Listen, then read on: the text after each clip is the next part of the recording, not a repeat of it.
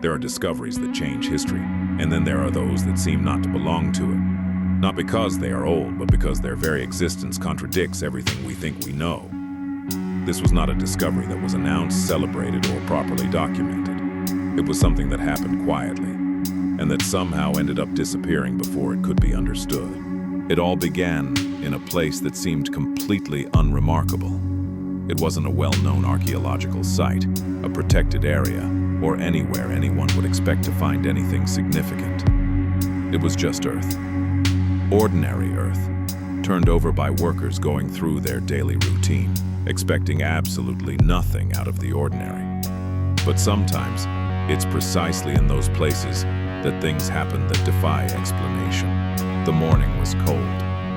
The kind of cold you don't feel on your skin, but in the air. There was silence, broken only by the repetitive sound of tools hitting the ground. Nothing indicated that this day would be any different, until one of the blows sounded different. It wasn't a loud sound. It wasn't something that immediately caught your attention. But it was enough to stop the automatic movements of whoever was digging. A dry metallic sound. Out of place. At first, no one reacted, because when something doesn't fit, the brain needs a few seconds to accept it. But that second blow confirmed that something was wrong. The worker stopped. He looked down. He knocked again. The same sound. And in that instant, something changed. They didn't know what it was, but they knew it shouldn't be there. They began to dig more carefully. Not out of excitement, but out of a kind of uneasy intuition. As if something inside them told them that what they were about to find wasn't going to be normal. Gradually, the shape began to emerge. First a smooth surface, then sharply defined edges. Straight lines, precise, impossibly precise. It wasn't a rock, it wasn't wood, it wasn't anything natural. It was metal, but not metal weathered by time, not rusty, not uneven. It was perfect, too perfect. And that's when the first feeling appeared. The one no one said aloud, but everyone felt. This isn't old. And yet, it was buried in a layer of earth that had been there far longer than any modern object could explain. They dug it out completely. They cleaned it with their hands, letting the earth fall away slowly, revealing every detail. And with every passing second, the unease grew. Because it wasn't just the material, it was the shape, it was the finish, it was the feeling that this object didn't belong in that place, or that time. For minutes, no one spoke. Not because they had nothing to say, but because they were all thinking the same thing, and no one wanted to be the first to say it. Until someone did. This shouldn't be here. That simple phrase marked the turning point, because if that object wasn't supposed to be there, then there were two possibilities. Either the story was wrong, or someone had put that object there for a reason. And neither option was comfortable. But the most disturbing thing hadn't happened yet. When they finished cleaning it, they noticed something they hadn't seen at first. A small detail, but impossible to ignore. A pattern etched into its surface. It didn't seem decorative. It didn't seem random. It was too precise to be a simple design. It was intentional, and it didn't match anything. Not ancient tools, not familiar symbols, not any kind of historical record. It was completely alien. And that's when the feeling changed. It was no longer curiosity. It was unease. Because when you find something you can't explain, you have two options: investigate or stop looking. They chose to investigate, but that decision wouldn't last long. Because what happened next had nothing to do with the discovery. It had to do with what someone else decided to do about it. The object was reported, not to public authorities, but to a superior. Someone who, in theory, should have known what to do with something like that. Someone who could provide a logical explanation, or at least some direction, but the reaction they received wasn't what they expected. There was no enthusiasm. There were no questions, there was no interest, there was silence. But the reaction they received wasn't what they expected. There was no enthusiasm, there were no questions, there was no interest, there was silence, an awkward silence, a long one, as if the person on the other end already knew something that they didn't. And then, a clear instruction. Don't talk about this. At first, they thought it was an overreaction, an attempt to avoid unnecessary trouble. But that idea quickly faded. Because the next day, people arrived. They weren't archaeologists, they weren't scientists, they weren't researchers. They didn't introduce themselves, they didn't explain anything. They just looked at the object. For several minutes, in silence. And then, they took him. No questions, no visible records, nothing left behind. Not even an explanation. And at that moment, the discovery ceased to belong to those who found it. It moved to another level, one where things aren't explained, they're only controlled. But the most unsettling thing wasn't that they took it. It was what happened afterward. When they tried to talk about it, no one seemed to remember the details clearly. The site records began to disappear.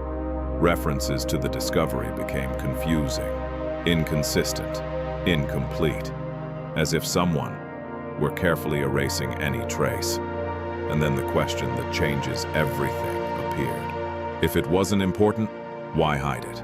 Because hiding something requires intention, it requires effort, it requires a decision, and nobody makes that decision without a reason. And that's what makes this case different. Because it's not just about an object, it's about a pattern that has been repeated more times than it should be. Objects found that don't fit.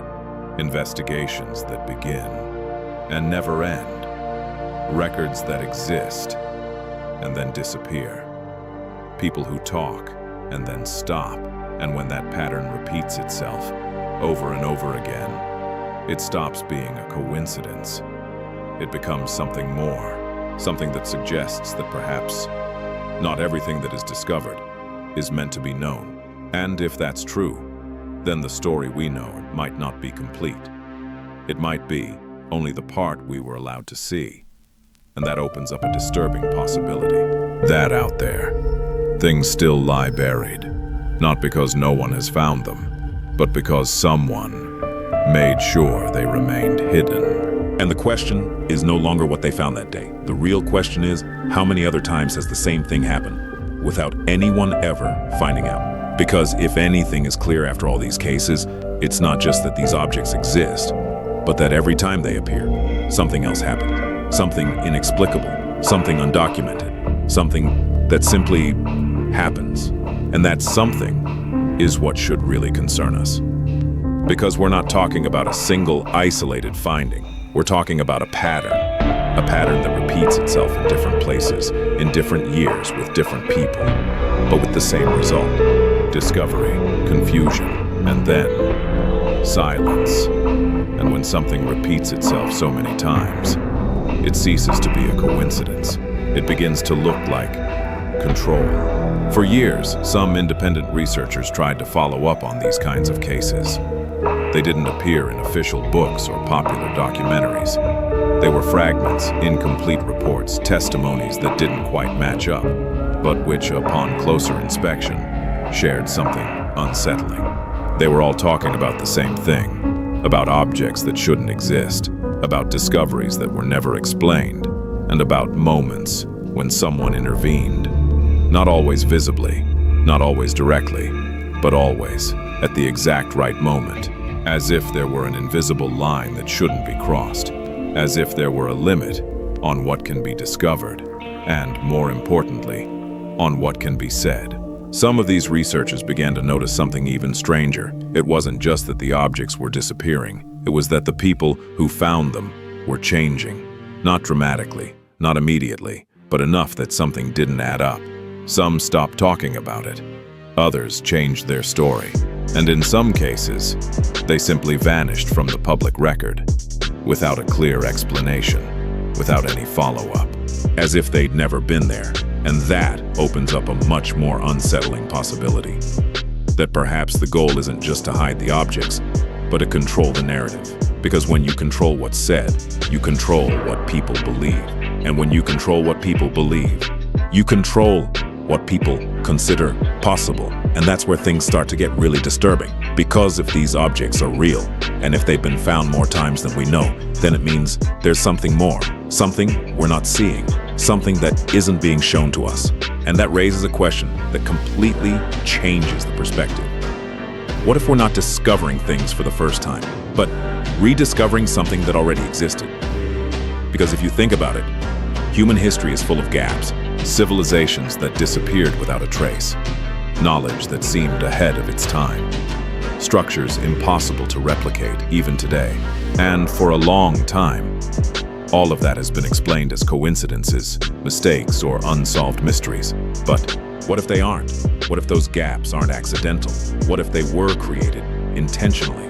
Because erasing something completely isn't always possible, but fragmenting it, distorting it, making it seem like a myth, that is possible. And if this has been happening for longer than we imagine, then we're not facing a recent mystery. We're facing something much older, much bigger, and possibly much closer than we think, because this is where everything changes. It's not just about what was found, it's about what we're not allowed to understand. Because every time someone gets too close to an explanation, something happens, something interrupts, something diverts, as if there were some kind of invisible boundary, a point where curiosity ceases to be acceptable and becomes a problem.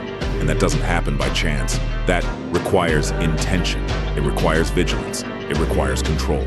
And when you put all those pieces together, the conclusion begins to take shape. We're not seeing mistakes. We're not seeing coincidences. We're seeing a system designed not to completely hide the truth, but to keep it out of reach. Enough so that it can't be confirmed, but visible enough to raise doubts. And those doubts are what keep everything running.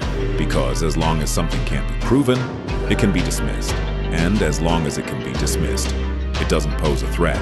But that doesn't mean it isn't real.